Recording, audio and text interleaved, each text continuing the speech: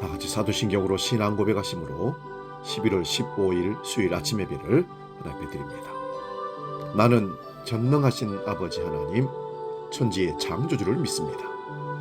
나는 그의 유일하신 아들, 우리 주 예수 그리스도를 믿습니다.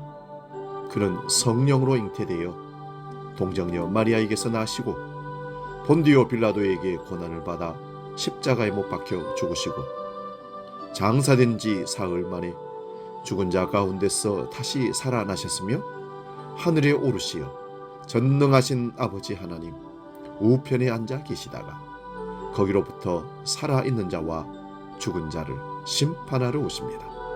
나는 성령을 믿으며 거룩한 공교회와 성도의 교제와 죄를 용서받는 것과 몸의 부활과 영생을 믿습니다. 아멘. 찬송가 288장 예수를 나의 구주 삼고 함께 찬송합니다.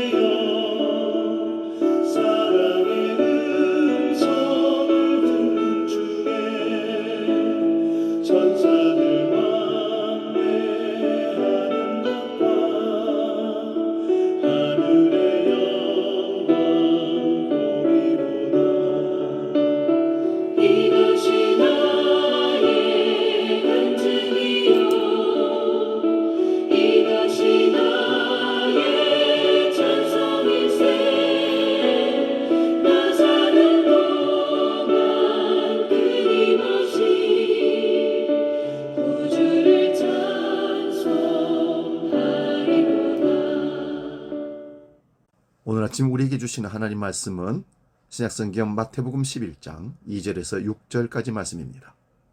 이 말씀 봉독할 때에 살아계신 주님의 음성을 들을 수 있기 바랍니다. 마태복음 11장 2절에서 6절 지금 봉독합니다. 요한이 오기에서 그리스도께서 하신 이 일을 듣고 제자들을 보내어 예수께 여짜오되 오실 그이가 당신이 오니이까 우리가 다른 일을 기다리오리이까? 예수께서 대답하여 이르시되 너희가 가서 듣고 보는 것을 요한에게 알리되 맹인이 보며 못 걷는 사람이 걸으며 나병 환자가 깨끗함을 받으며 못 듣는 자가 들으며 죽은 자가 살아나며 가난한 자에게 복음이 전파된다 하라. 누구든지 나로 말미암아 실족하지 아니하는 자는 복이 있도다 하시니라. 아멘. 오늘 봉독한 말씀으로 왜 예수로 인해 실족하는가, 이런 제목으로 말씀 상고하면서 은혜를 나눕니다. 예수님의 길을 예비하는 선지자 사명을 감당하던 세례 요한은 헤롯 왕의 죄를 지적했다가 옥에 갇혔습니다. 그런데 옥에 갇혀있던 세례 요한이 그 제자들을 우리 주님께 보내면서 본문 3절에 이렇게 주님께 여쭈어달라고 부탁을 합니다. 3절입니다. 오실 그이가 당신이 오니이까 우리가 다른 일을 기다리오리이까? 무슨 뜻일까요? 이것은 주님을 향해서 정말 구약에 예언된 메시아가 당신이 맞느냐는 물음입니다. 또 다른 의미는 전해오는 이 얘기와 내가 알고 있는 메시아 정보가 맞느냐는 말씀입니다. 사실 세례 요한은 주님이 누구인지 알 뿐만 아니라 그를 백성에게 소개하고 또 확실하게 믿었던 사람입니다. 그런데 옥에서 제자들을 시켜 메시아가 맞는지 왜 물어본 걸까요? 요한이 이런 생각을 한 것이 아닌가 생각해 봅니다. 예수님이 정말 메시아라면 자기처럼 억울하게 옥에 갇힌 사람을 반드시 구해줄 것이라고 믿은 것입니다. 그런데 아무리 기다려도 예수님이 찾아오지도 않고 구해줄 거라는 어떤 암시도 전혀 보이지 않았던 것입니다. 그래서 의심이 들었던 것으로 생각이 됩니다. 이런 갈등으로 제자들을 보내 질문할 때 주님은 확실하게 대답하셨습니다. 이사야 선지자가 예언하신 말씀을 인용하며 대답하셨습니다. 듣고 보는 것을 그대로 가서 전하라. 즉 못 보던 자가 보고 걷지 못하는 자가 걸으며 나병 환자가 깨끗함을 받으며 죽은 자가 살아난다는 것입니다. 이렇게 대답하면 세례 요한은 분명히 알 것이라고 생각하신 것이며 세례 요한 역시 바로 알아들었습니다. 그러면서 덧붙인 말씀이 있습니다. 그것은 바로 나로 말미암아 실족하지 아니하는 자가 복이 있도다. 이게 무슨 말씀일까요? 세례 요한은 실족할 뻔했습니다. 요한은 예수님께서 자기가 기대하는 대로 해주지 않아서 실망하고 갈등했던 것으로 보입니다. 세례 요한은 메시아가 오시면 의로운 사람이 당장 이 세상에서 승리하고 일이 잘 풀리고 불의한 자를 누르고 일어나는 세상이 될 것이라고 생각했던 것입니다.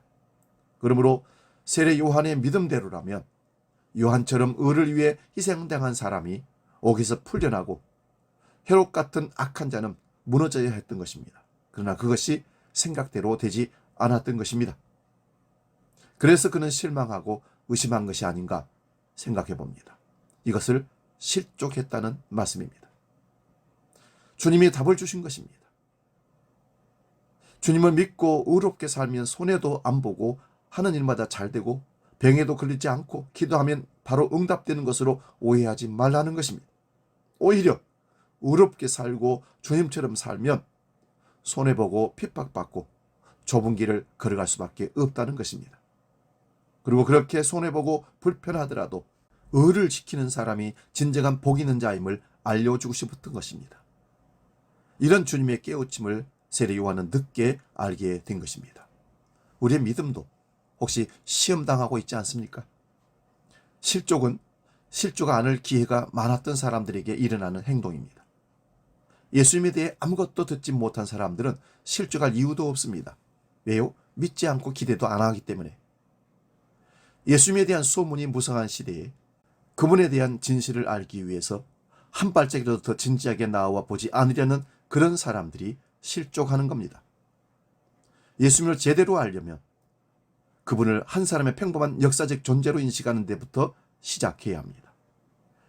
인류 역사를 통틀어서 최대 미스터리는 예수님입니다. 아, 그런 사람이었구나 하고 그냥 지나치면 큰일 납니다.